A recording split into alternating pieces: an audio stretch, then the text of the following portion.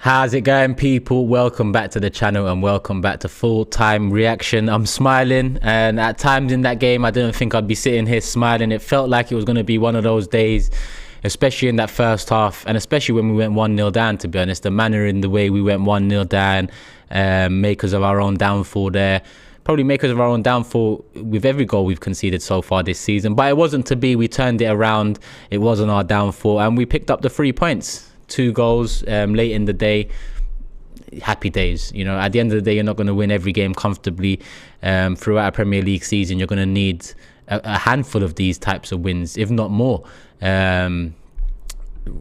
Especially look at the last few seasons and the competitive nature of the league, and you look at Fulham's first few fixtures and how good they've, you know, been in the league so far in their return. So I think the 3 points is welcome.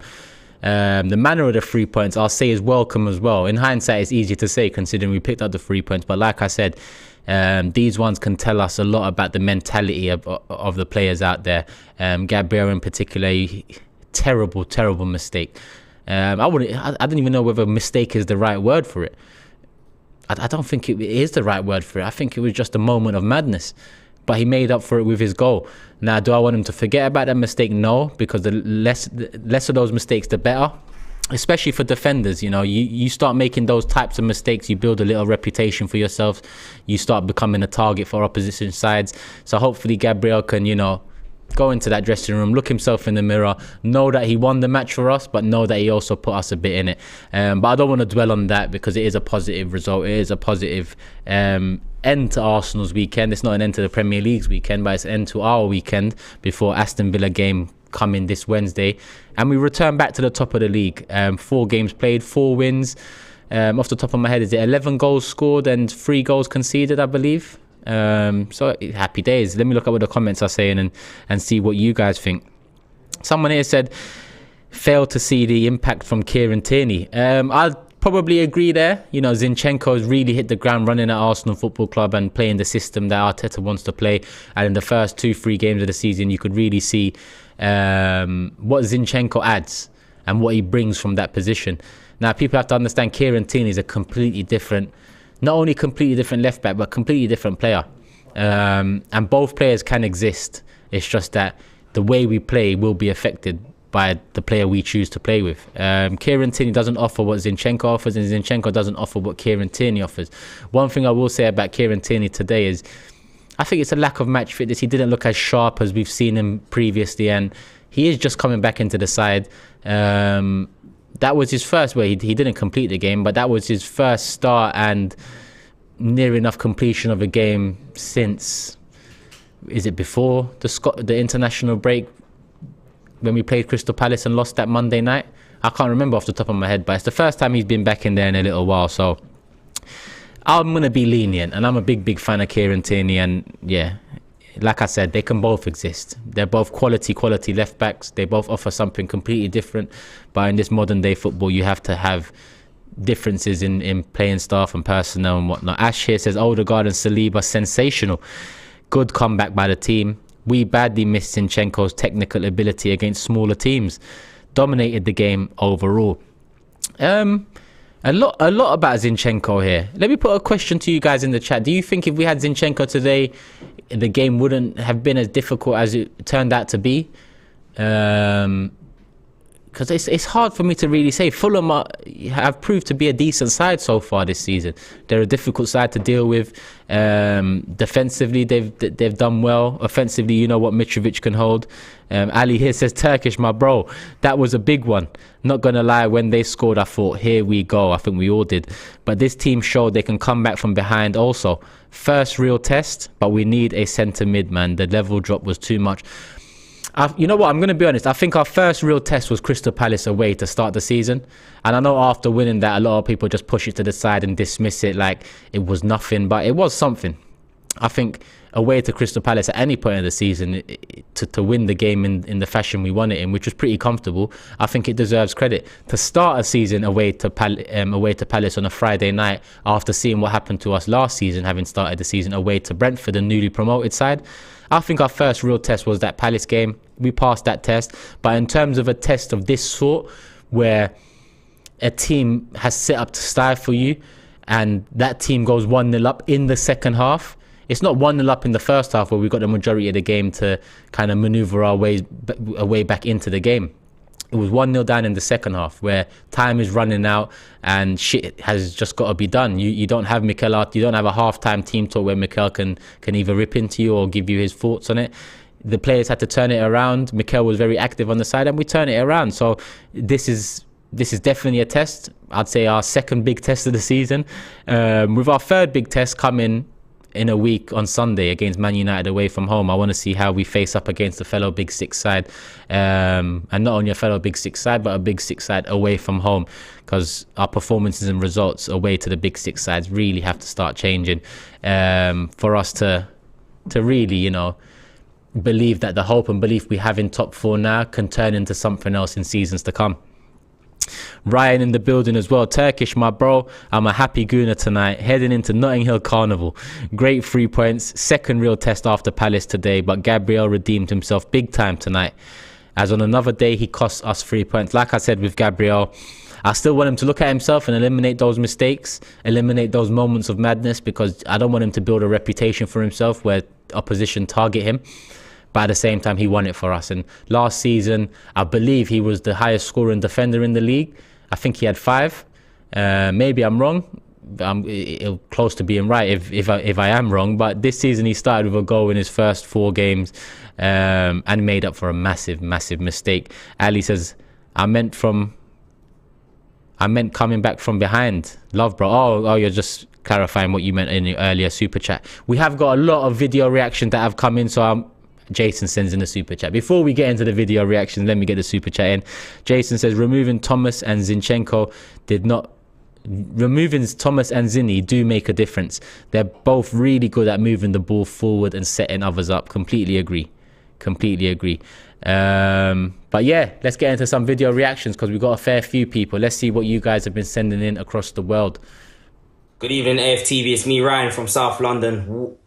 We done enough to get over the line. I don't even know if I could say what a performance, because sometimes you have games like this in the Premier League where you just need to ride out and get the 3 points. The result is all that matters. I know it's early stages right now and we've only played 4 games, but we needed to win these games. I wanted us to win this and Aston Villa going into that Man United game away at Old Trafford on September 4th, unbeaten and top of the league.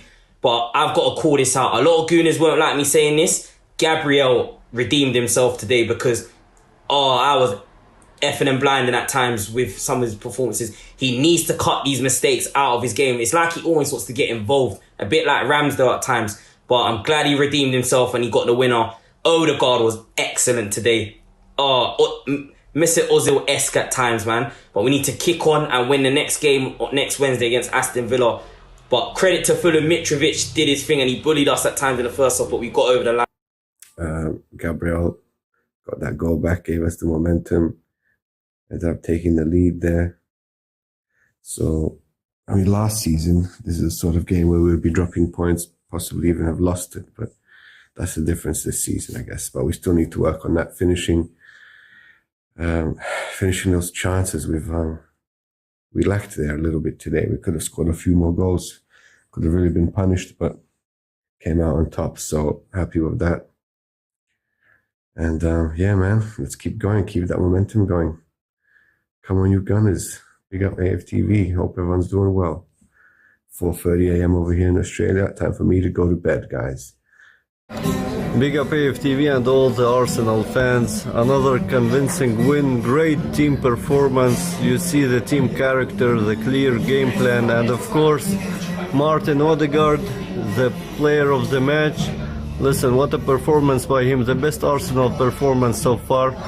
But let's not get carried away. If you want to challenge for league title, if you want to challenge in 4 competitions, we still need Tielemans, we still need Pedro Neto, and I would even add Douglas Luiz from Aston Villa, because the season is going to be long. Don't forget about the World Cup.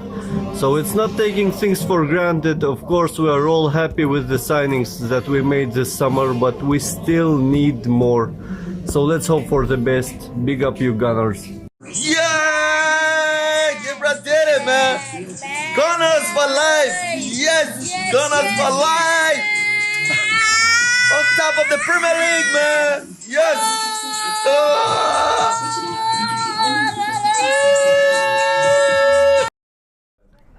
Loving the energy. Big up everyone that's sent in your videos.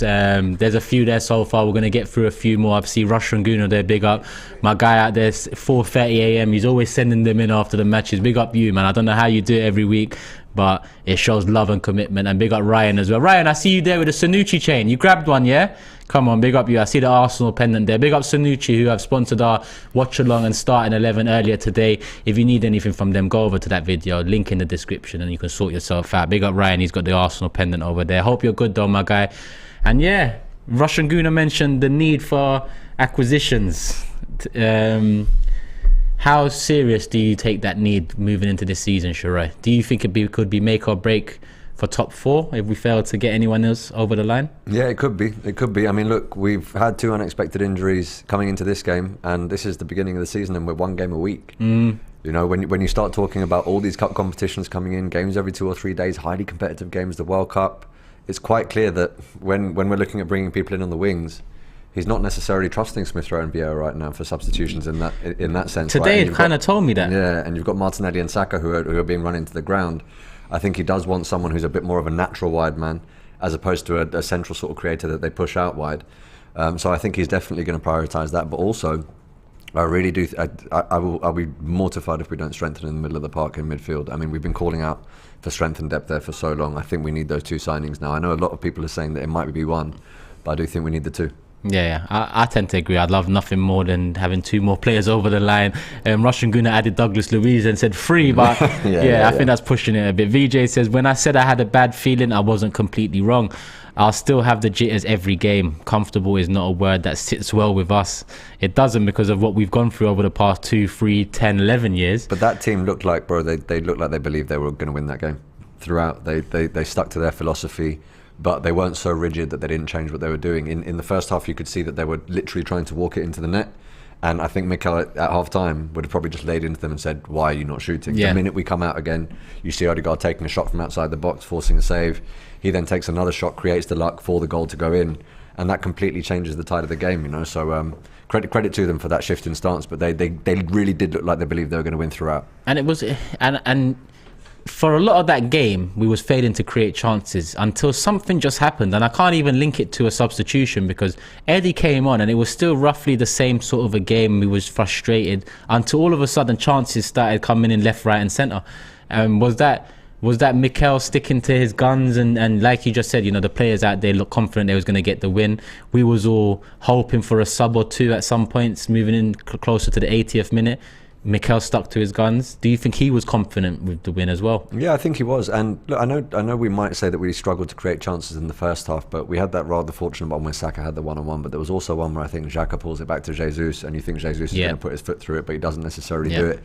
And we got him behind 2 or 3 other times where they just had a last-ditch tackle, or we just weren't necessarily making the right decision, but we were getting into those spaces. It wasn't that we were getting played off the park, or there was loads coming the other way, or that we weren't getting into those spaces. We got the ball to Martinelli and Saka with relative ease. It was just bad decision making, and I think that's why Mikel Arteta had the faith that if he sticks to his guns, then the goal will come. And with Nketiah, look, I alluded to this in my fan cam. What we used to say about him was not necessarily the best in terms of his movement or whatever, but when he does get the chance, he finishes it. This was the exact opposite. His movement was fantastic. His touch was pretty good. He was getting into areas, but when he was in front of the box, for some reason, it didn't quite go for him.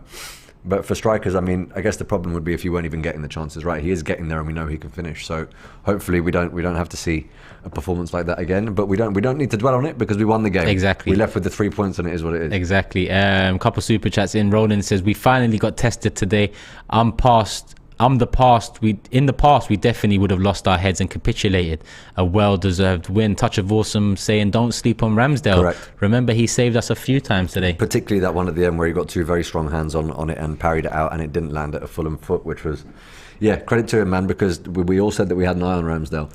And that was for me probably his performance of the season so far. Was this the first 90 he had without error? Yeah, no error, and he just looked a bit more comfortable. Sometimes he won't necessarily make an error, but there's a slight sort of haphazard moment here or there where it's not quite an error, but you're a bit like, oh, but he looked composed today. Yeah. He didn't have much to deal with, but when he had, he dealt with it well. Alan says, we desperately need another right winger. Saka looks flat, not progressing. He needs new motivation and push to get to the next level. We mentioned Saka in that first half and said, you know, he's looking all right. He's looking good. He looks confident, taking the defender on, finding some success. But in the second half, he really didn't kick on and kind of faded out of the game. I thought he looked better in the first than in the second, and it may not have helped him in the second that he got moved into 3 different positions because of a system change. But yeah, look, he had a good first half, and I'm sure he'll come good. But I think there is something to be said for him having to play 90 minutes week in, week out in such a crucial position, right? I think the reality is Jesus knows that if it's not happening for him, Nketiah can come on. Martinelli knows that if it's not happening for him, we might bring Smith Rowe on or whatever. But with Saka now, there's no threat of Pepe coming on or whoever. It really is him or no one. And I think he knows that. So it's that's why I was calling for Marquinhos at times, because I was thinking Saka's faded from the game. Maybe like a curveball Marquinhos. No one knows much about him, but it wasn't to be, and we got the win. So it is what it is. Reg says you can spot that without Zinchenko, we have lost fluidity. We no longer look calm without him. Do you think not having Zinchenko in the side is the reason behind this performance, or do you think there's more to it, like Fulham being not a better side than Leicester or Palace or so on, but putting up more of a test? Yeah, the thing is, Zinchenko changes the way in which we build up, but my worry was, because of the way that Zinchenko and Partey help you progress the ball, my worry was that we're not going to be able to get the ball into the front three with relative ease, and we're not going to be able to get the ball into Odegaard. That wasn't the problem. It wasn't, no. That wasn't the problem. It was just once we got there, that split-second decision making, and that's nothing to do with Zinchenko, because he would have done his bit of the move by then. He'd be observing. Exactly. It was then over to those front three, and look, the decision making wasn't great. The shooting boots may not have been on, but real teams that go behind on a tough day, when you know everyone's watching, when you know all of your rivals picked up points, you know you're the last game on the weekend, you find a way. You know, Martin Odegaard, I'm going to keep saying it, I've been using this phrase since he scored. He created his own luck with that shot. The deflection went in, changes the entire tide of the game. 2 centre backs, super aggressive. We get the goal. It's not a traditional Arsenal win, but I don't think today's performance was down to Zinchenko's absence. I think it really was just a relatively bad day at the office, and we came out with the 3 points. I agree. I know a lot of people are going to put it to Zinchenko, but I think Fulham just provided a stern test for us. They were good defensively, man. We said it before. We said it before the game. We said they're going to be a defensive outfit. Paulinho's a good player. They play for their manager. Mitrovic is a problem. You can't give him a sniff. And look, that's exactly how the game panned out. That's exactly how the game panned out. Yeah, he got a sniff and he made it count. You got more than a sniff, bro. Yeah. Daniel Ortiz says, had to listen to the commentary since I'm at work right now. Very tense, but glad to get the win. Need to take more shots on those attacking plays. Anyways, much love from Sacramento, California. Big up you, Daniel, man. Love for the love always. Hit says, big up from Philly. Philly in the building as well. Yeah, come on. Eddie, finishing trash, but appreciate the constant pressure he provides. Their goal was a fluky one. It felt good with the 3 points. It did. And my inner Turkish is back in the building as well. We can't rely on El Nene. Need to act quickly and land a decent midfielder. We all knew that Partey's injury issues were coming anyway. What did you make of El Nene today? Because I think against the Fulham at home, he was fine. I think when you look at the impact Paulinho has had at Fulham and the rave reviews around him, I think El Nene struggled today to make himself heard or seen, but he didn't cost us. He just kept it ticking. He didn't do anything outside of the box, and by box I don't mean the penalty box. I just mean in general. I just feel like I agree with the chat that we definitely need a better backup for Partey. Yeah, I'd probably say the same for a couple midfield positions. But again, I don't put today down to Partey not being there. I really think Fulham had done a very good job today. Agreed. I said exactly the same in my fan cam. I gave them the utmost credit. And look, the result against Liverpool doesn't seem like it was a fluke. They've showed real character in all the games they've played in the league so far, and I think they're going to take some more points off some very good teams this year. Yeah, we've got another one here from Nomad saying Saka nearly carried us last season. The shorter break due to the World Cup means he's had less time to recover. He needs time for recovery, potentially being why he's been quieter than usual this season. Paul said, I would have loved to see Vieira in midfield. I think we all want to see him. I think it may well be that he either gets 10 minutes at the end of a Premier League game that's slightly more comfortable than this one was, or he gets a full game in the group stages of the Europa League to sort of bed himself into the team, and then I think Arteta will see what he's about in competitive first team football, because today would have been the game where I think Vieira would have started if Arteta was 100% convinced that he was ready for involvement. Yeah, Mukti says El Nene was not mobile. Bring in a midfielder, please. Well, we know El Nene's limitations. We know what it is. As it is, and look, it is strange, man. How many years on, and we were still looking at Xhaka and El Nene in midfield today. You know. Yeah, it's been a lot. How many years? It's been a long time that we've been looking at those two in midfield, and I think the time has come. That could have been our midfield 5 years ago. Exactly, man. Exactly. It's so mad. Dave Jordan says absolute dominant performance. Negativity on the watch along was jarring. Did you think that the watch along was negative? I didn't think the watch along was negative, but also I don't know if I would call it a dominant performance. I felt like we were in control in that game, don't get me wrong, but I don't think we really stamped our authority. I don't think Fulham went home thinking, bro, that's what Arsenal's about, you know? That's what a dominant performance is. Bournemouth was dominant. Palace, I felt, you know, we did well to win that one. We looked good. I wouldn't have said that was dominant. Yeah. But, I mean, the Leicester performance, I think, was dominant.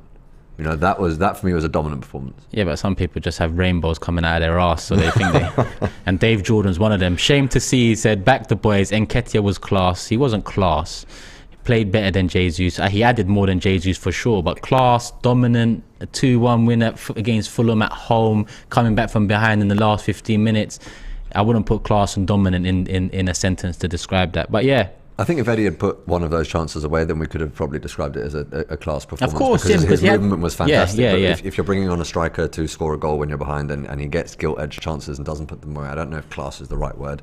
But yeah, his movement was very good and he got into great areas. Ali says these lower tier teams, if you don't score early, they start parking. Not sure if Zinchenko would have changed that, but we got there. Completely agree.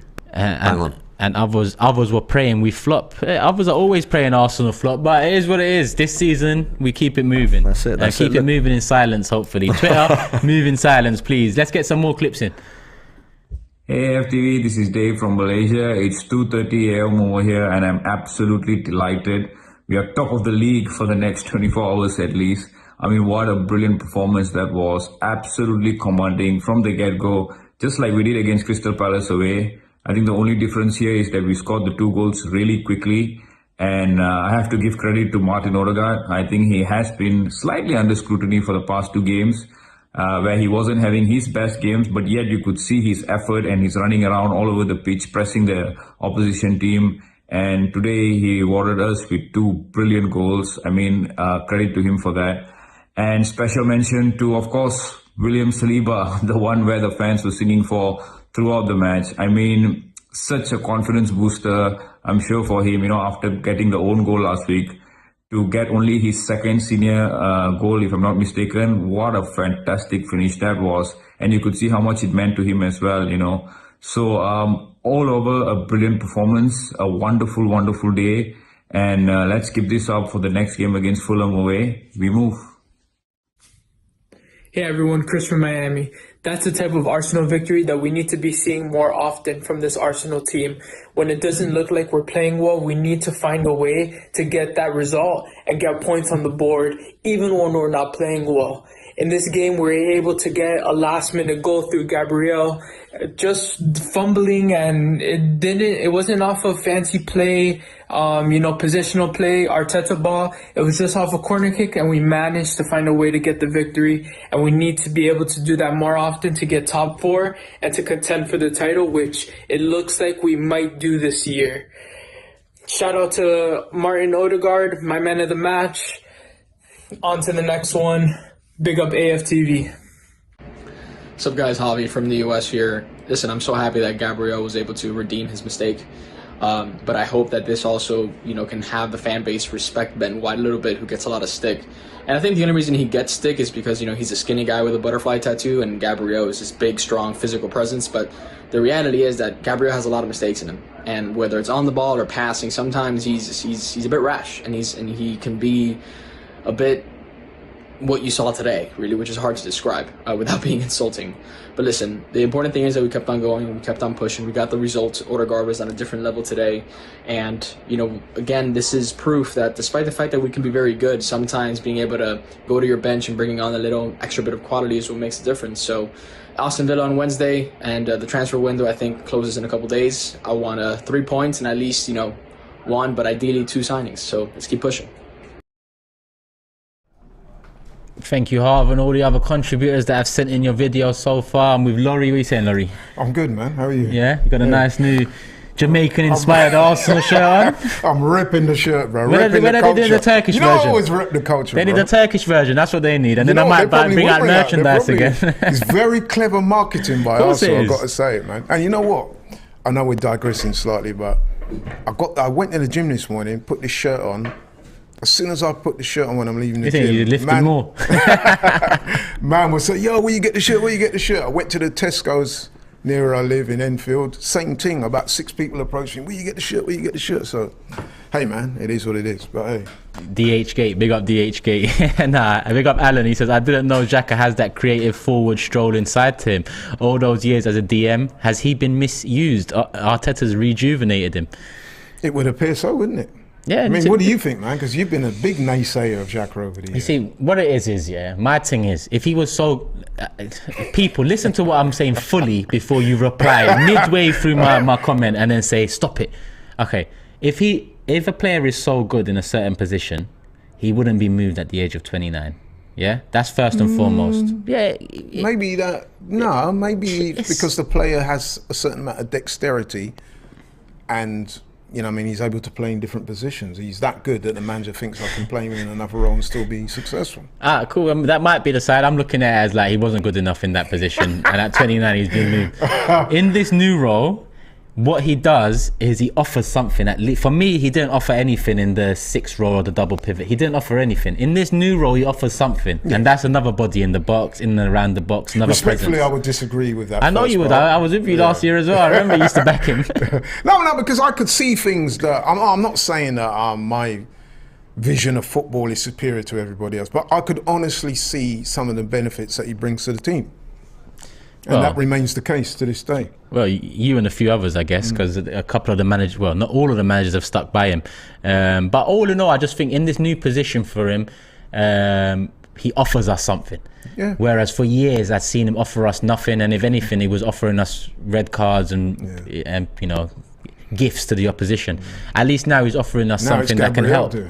Well, yeah, I think Gabriel needs to sort it out real quick, because more of them, and he's going to be, you know, he's going to get a reputation for himself. But with Granit Xhaka, I think, well done, Mikel Arteta, well done for finding a position that he doesn't cost us in, and finding a position where he offers us something in.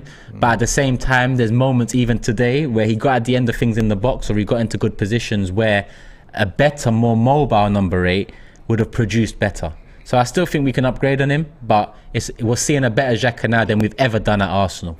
I think that's a fair comment. Yeah. Fair play to you. You've highlighted his strengths, and you've said, you know what I mean, relentlessly his weaknesses, but now you're balancing things out a little bit. But you know what, I'm just going to say this here. You wouldn't believe the conversation I've had with somebody before I come in here today. The man was saying, I told you that Gabriel Jesus is a fake. I'm like, what? Who said that? I'm not going to name him. He's not an Arsenal fan, but you know him. I'm not going to name him, but he was saying, I knew this would happen. This is why Pep didn't want him. I was like, bro, come on, bro. You know what I mean? He seems to think that he's a bit of a fraud, that he'll only turn up for certain games. And I was like, even today he had his moments. Listen, that was not the best Gabriel Jesus we've seen today, for sure. But players are going to go through those patches. Not patches, but moments in games. Yeah. I thought he played well. He didn't score, but I thought he did a lot of good work today. He done all right, yeah. I wouldn't put him down because I wouldn't say he's a flop because of it. That's mad. Not. But opposition fans love to bite, they love to jump, and so far this season we haven't given them much to hype about. Reg says, I will double down. Zinchenko brings so much to the attack and space to create. Tierney is very direct. We don't look cohesive without Zinchenko. You know what? That's another thing. People have got to stop that, bro. Like, I hate when Arsenal fans do this. Like, Zinchenko is Zinchenko, yeah, and Tierney is Tierney. Stop using what Zinchenko is good at to bring down the next man. Just be glad that we got the both of them, innit? You know what I mean? Don't be looking at that performance today and say, oh, Tierney's not, he's off the pace, he's not, you know what I mean? Don't be too negative, bro. Yeah, I think... Because there's going to come a point in the season when Zinchenko's levels might drop, and then very same people will be saying, yeah, get Tierney in, man, because Zinchenko's not about it. And You know, I don't like when people do that, bro. No, I think just be blessed that we've got 2 great players in that position. Yeah, I think you're right. It's not often we've said that over the years. It's not often. Strength in depth. Today, we see the lineup. It comes out that Zinchenko's got a slight knee sprain, and not many people are worried. Listen, I wasn't. First things first, they're very different. I said this before you came on. They're very different left backs. They're very different football players, but they're both quality in their own right. Couldn't agree more. It just depends on how you're setting them up, how you're playing. Again, the naysayers will pick out little negatives out of Tierney's performance and say, oh, this shows that he's not good enough and Zinchenko's much better than him. Now, stop those divisiveness, man. Just be happy that we've got 2, like you said, 2 quality players in that position, and it benefits the team. That we wouldn't mind starting. So feel blessed and stop moaning. Darius says, thanks to all the fans today. They helped us win the game after we made that mistake that led to the goal against us.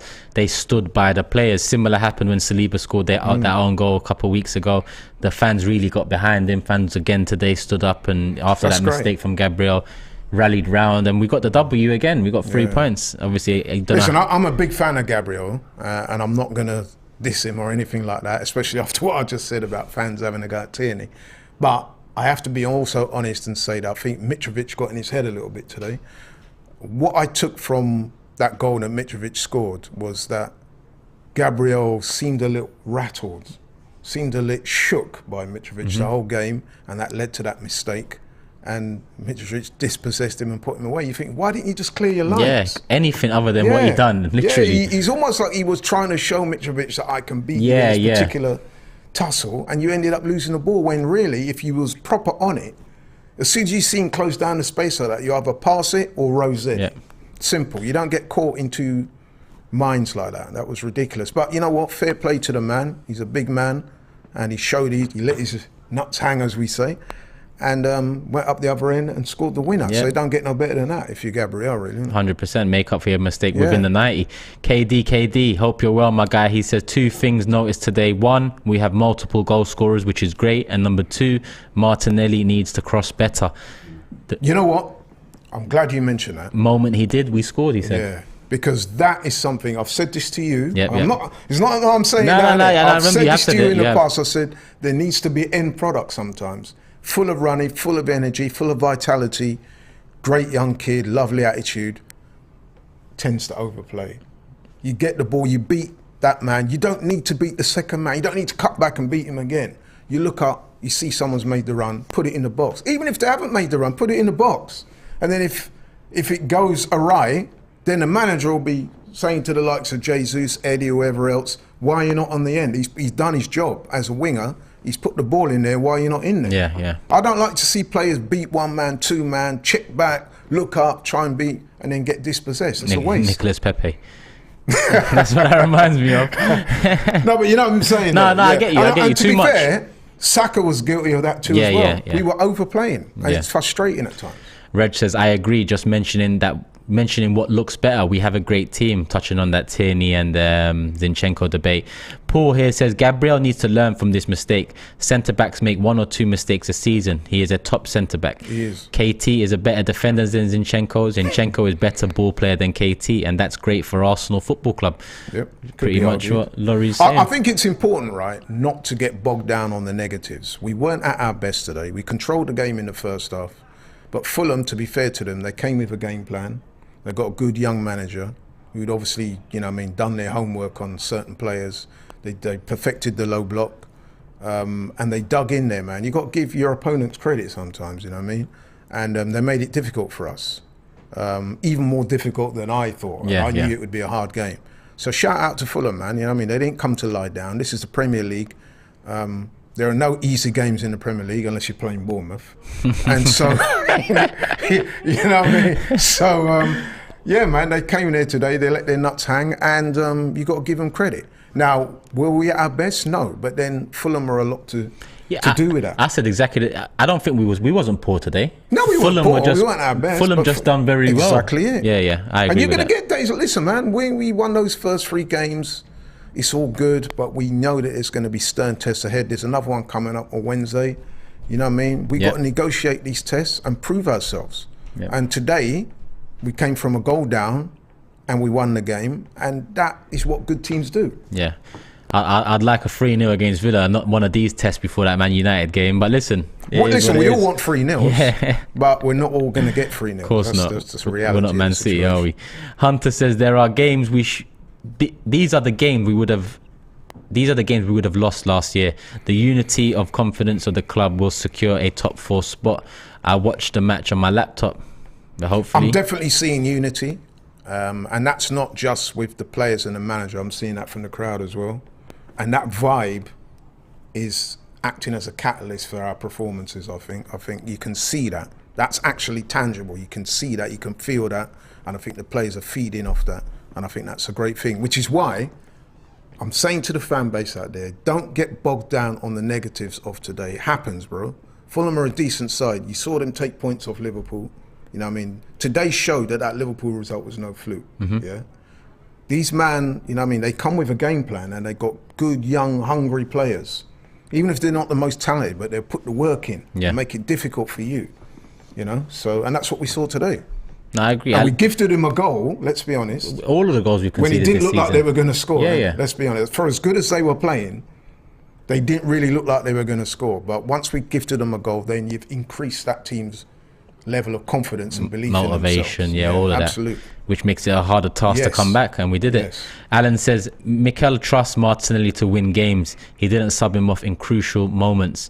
GB will win our Young Player of the Year this year. I guess you mean Martinelli. Will win our Young Player of the Year this year. Phenomenal talent and power of will. Who was your man of the match today? Now that's an interesting one. I don't think there was any clear. There wasn't a clear one. No. Odegaard got it for Sky. I could see Odegaard. Saliba got some credit in the chat. Yeah, he had a good game also. But it's one of them ones. There's no clear candidate. Yeah, I wouldn't say. Ramsdale had a couple of moments, saves. Yeah. It wasn't really that type of game, was it? Nah. That's why I ask. Maybe to see. It could be argued that Gabriel could get it. having made that mistake. No, seriously, having made that mistake, he must have felt really bad when he made it. But then to bounce back, show heart and mental fortitude and get in there and get the winner. Yeah, aside from that moment of madness, he was solid throughout as well. Yeah, and Mitrovic is no walk in the park, bro. Yeah, he's not. That guy's a serious dude. A lot of defenders will tell you the same. Reg is asking, when we went a goal down, did you feel, oh no, here we go again for a second at least? I definitely did, and it wasn't for a second. Yeah, but I thought at the very worst, we'll get a goal and it'll be a draw. So to get the win, I was very happy with the win. But it's one of them, innit? Because you think we had so much of the ball in the first half. We created chances, we didn't take them. Then we end up gifting them a goal. And you see how that story goes before, innit? You're thinking, wow. So then to, you know what I mean, get the equaliser and then go on and get the winner. It ended up being a great day for us. Yeah, it did. Paul again saying, what would we win this game last season? Remember Southampton away? I love the character. Well done, the team. 3 points in the bag and move on. I think that's a great point, you know, because the first 3 games, let's be honest, we comfortably outplayed our opponents. Today we had to show something else. First time we went behind. Character, exactly. Yeah. And we did that. So we've ticked another box. I'm sure deep down the manager will be happy. He won't be happy with Gabriel giving away the goal. But if I was him, I'd be looking at the positives and saying, you know what, okay, you effed up with a goal. This was a test, But this was a test of your guys' mental fortitude. Yep. You handled it well. Not only that, the guy that gave away the goal was actually the guy that scored the winner. Yeah. Big up. Hunter says Odegaard is the next De Bruyne. And Samuel says the ball's on Gabriel. Odegaard, hell of a captain. Easy man of the match. Carl says, I think Eddie was very good, very threatening, created his own chances, gave us that edge. Concerns about Saka. He's becoming too predictable. It probably means cutting in on his left. Yeah. You know what it is with Saka? I thought he started very well, but my overall impression of him from today's game is that there were times when he overplayed, definitely. There were times when you're thinking, get the ball in the box or get a shot off. Yeah. What he tended to do was beat the man, beat another man, check back, look up. By that time, the opportunity's gone, they've blocked it. You know what I mean? Sometimes be a bit more instinctive, look up, see it, bit more sharper in your Paul says Ramsdale or Odegaard for man of the match, and KD says Odegaard needs to shoot more. In fact, the whole team need to shoot more. 100%. So many times in that game, especially at first half, you're saying shoot. Just shoot, bang it, and no one was doing it. But listen, people, 6.3k in the building. Make sure you guys hit the like button if you haven't already, and continue giving us your thoughts and comments and all that. We're going to get into the last set of video reactions from across the world. I know Laurie needs to go over and watch some boxing, if you can call it that. If you can call it that. If that first one was anything to go by, then boy, maybe you can't call it that. It's not a good look for the sport. But I think he's fighting a professional boxer in the next one, so at least I'm hoping it'll put up some resistance. So the level should go up. He should. He calls himself Roadman. Stick to the road, bro, because boxing's not for you. Laurie sending the shots. Hope you guys have enjoyed. Another 3 points in the bag. We're going to wind through the last set of predictions. Fan cams are out. Mine should be out. A few more coming out. Robbie's at the stadium banging out a few more. He'll be back to do the KSI watch along soon. So make sure you're tuned in over here, AFTV, over there, DR. You know what it is already, people. Love for the love. I thought Fulham would be the first test of the season. I think it proved to be. And added on to that, all the Big Six winning their games today, and also us being at the top of the league. All last season, whenever we had a bit of pressure, whenever we got ahead of Tottenham, we'd lose a game. And then we always did better when we were behind. So that added pressure on the young boys. I kind of thought maybe that would get to us. And I think the issue that I saw in that game is just the lack of intensity because of the confidence of our first 3 wins. And had we had that same intensity on our chances in that first half, I think we could have capitalized on them. We had some amazing chances, some things that I think should have just gone in. Gabriel's chance, Saka's chance.